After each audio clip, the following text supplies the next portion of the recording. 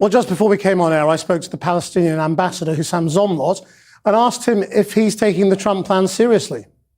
Of course, you do too. Everybody should take this seriously because this is no longer about Palestine. We, the Palestinian people, are used to this. We've been subjected to a war of extermination for 100 years. We resisted, we existed, we remained, and here we are. But do you think that is now American policy? It's failed. So apparently it has found some purchase. The Zionist idea of cleansing Palestine is finding some purchase. So it's a huge reason and call for concern and action. It has to do with our international order. Are you relieved then that the rest of the world, almost, without exception, has already said, no, we still believe in two-state solution and Palestinians must resettle in their homeland? Of course, that's a source of support and empowerment, that it is that position that is isolated. And our position is being supported by the vast majority of the world, particularly the region. So what do you say? I mean, the US envoy, Mr. Witkoff, has said a better life is not necessarily tied to a physical space. That's none of his business. It's as simple as that.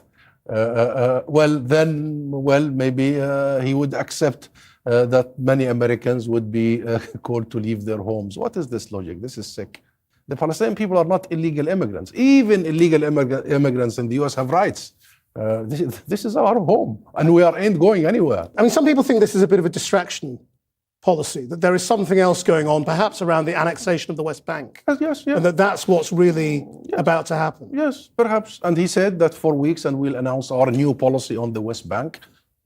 So you might be right that this is tactical, it's a diversion, it's a distraction. Still, it is very dangerous. The whole logic of mass expulsion, of ethnic cleansing, today, in this age and time, unthinkable. So we expect the international community to actually unite at this point in time and fend off this. Otherwise, believe you me, everybody is watching.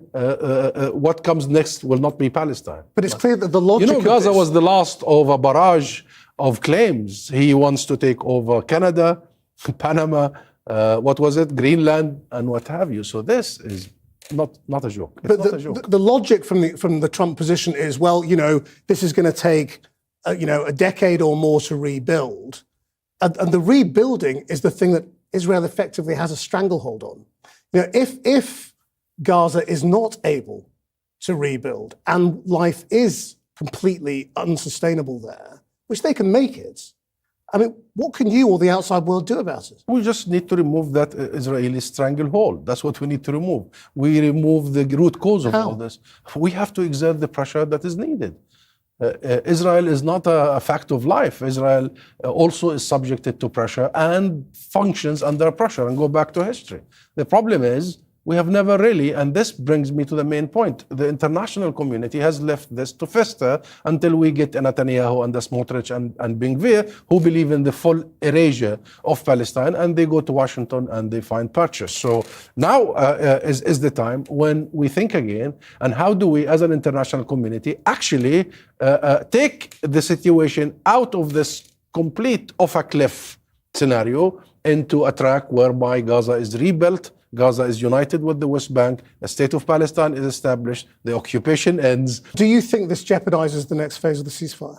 It could, and hopefully it will not, because that would be the catastrophic scenario. That would be the worst of all scenarios.